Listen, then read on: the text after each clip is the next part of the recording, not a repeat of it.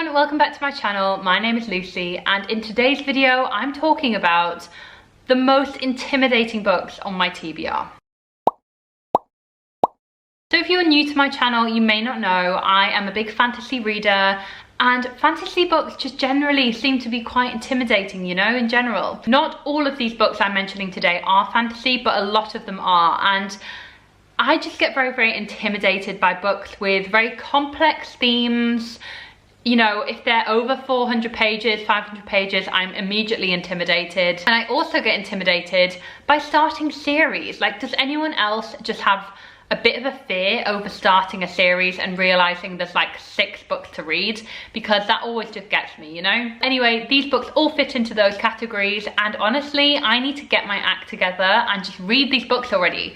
So I wanted to do this video to hopefully push me in that right direction, and hopefully these intimidating books will not intimidate me any longer. If you have read any of these books, please do let me know in the comments below. I want you to be able to reassure me that these books are very accessible, very fast-paced. I'll be able to read them quickly. So let's just get going on the most intimidating books on my TBR. So I feel like the first one kind of needs no introduction. Like, this is super intimidating. What am I doing getting started with this? This is The Way of Kings, Part 1 by Brandon Sanderson. So, hang on, I mean, this is The Way of Kings Part 1, Book 1. Basically, this book is so huge that it needs to be split up into parts, because otherwise it would just be over 1,000 pages and very long. So there are about like 4 or 5 books in this series, and each of them are split into Part 1 and 2, which honestly baffles me. Like, am I gonna live long enough to finish the Stormlight Archive? I don't even know. So anyway, yes, this is the first book in the Stormlight Archive, which is a very famous fantasy series by Brandon Sanderson, aka the king of fantasy, to be honest. And I absolutely loved his other series, which was the Mistborn series. So with the Mistborn series, Part 1 of that series is only 3 books long, and each book in that series is around like 600, 700 pages, I think. They're somewhere behind me. But basically, they were quite accessible and quite a good place to start, because I fell in love with that world. But the Stormlight Archive is kind of the jewel in the crown, because I really do want to read it. Everyone just tells me how incredible the series is, and honestly, if I want to kind of broaden out in terms of the fantasy series I'm reading, I do really want to get to the Stormlight Archive. So this book is quite expansive in terms of it follows different points of view. Basically, it's about a world on the brink of war and follows 3 characters: a scholar, a soldier, and a bright lord, whatever that is, because I haven't read this yet, so I'm not sure what that is. But basically, as this is Brandon Sanderson, you know there will be magic. You know there's going to be incredible world building and characters to root for. So I really do want to read this book, but I'm just so intimidated, guys. It is a chunky one. And that's only Part 1 of the first book. So yeah, I need to dedicate a couple of months of my life to reading those books, but today is not that day. The next intimidating book is another fantasy staple in the genre. It is The Name of the Wind by Patrick Rothfuss. I really want to read this book, guys, because I've just heard incredible things about the series, and I don't even think the series is even completed yet, so I do have some time to kind of catch up to this. I think the 3rd book is still being written, and correct me if I'm wrong, but it's been waiting to be written for years. So I really do want to get around to reading this series, which is the Kingkiller Chronicles. And honestly, like, this is another really chunky book, but I've heard incredible things about it. So correct me if I'm wrong as well, but I think this book is quite unusual because it's told as a kind of story. It's like a collection of stories or something like that. But basically, I am buzzing about reading this book eventually, and I do think it will blow my mind. I've heard incredible things about this book. It's just so damn big. Like, how many pages is this? It is 661 pages. So yeah, I'm gonna need some time to read this one too. Following the vein of, you know, renowned fantasy authors, I am very intimidated to start The Assassins Apprentice by Robin Hobb.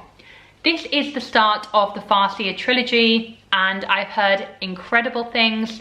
I know this series and this author is beloved on booktube, and I've been meaning to read Robin Hobb for so long, but I'm scared to start it, guys, because I know that Robin Hobb's books actually get quite chunky, and this one is quite a short book. It's only 390 pages, which isn't too big for a fantasy book. Like, this is quite slim for a fantasy book, really. But I know they get bigger, and I know Robin Hobb has a load of other series. So the Farseer series, I think, is the most popular, but she has like so many other incredible fantasy series. So I'm just a bit intimidated, because if I get started on this one, is that just like all I read for the rest of the year? Like, what happens then? Like, you know, basically she has a big back catalogue, and I know I'm going to want to read it all. Okay, the next one is like a doorstop of a book. This is a proof copy that was kindly gifted to me a few years back from Bloomsbury, and it is a proof copy of The Priory of the Orange Tree by Samantha Shannon. So Priory, as this book has become known, is huge, and it is a fantasy epic all about dragons. So, I mean, have you ever seen a bigger book than this, apart from like the Bible? Honestly, it's huge, so much so that proof copies in the UK don't usually have blacks, but because this big is so chunky, they need like extra binding, you know? It's crazy. Okay, so this book is 825 pages long, and like holding this up is pretty hard, not gonna lie. Anyway, I've heard incredible things about this book.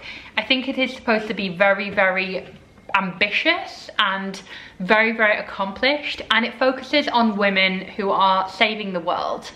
I know there's dragons involved, hence the cool little dragon on the front there, but honestly, I've been meaning to read this book for so long, and I just haven't yet because the size keeps putting me off. I haven't read any of Samantha Shannon's other works. She's best known for the Bone Season series, and I've just not read those either, so yeah, hopefully I will get around to reading this very soon. I really want to, but as I said, the size just puts me off. I mean, if you can't even hold it properly in one hand, that tells you something. Okay, so my next super intimidating book, which you all might think is a weird choice. It is Strange the Dreamer by Laini Taylor. First off, how gorgeous is my special edition of this book? It is like stunning, honestly. Look at this, it is even signed as well. I love it. Anyway, you might think, Lucy, this isn't a huge book. I mean, yes, there's about 400 pages in it, but it isn't too intimidating. It isn't a part of a series, it is a standalone fantasy book. Basically, I did try to get into Laini Taylor's other series, which the first book of that one is Daughter of Smoke and Bone. I couldn't get into that book, and I even tried to read the second one. I ended up DNFing it. There was something about that series that just didn't connect with me, and that has me a bit worried about whether or not I should read Strange the Dreamer.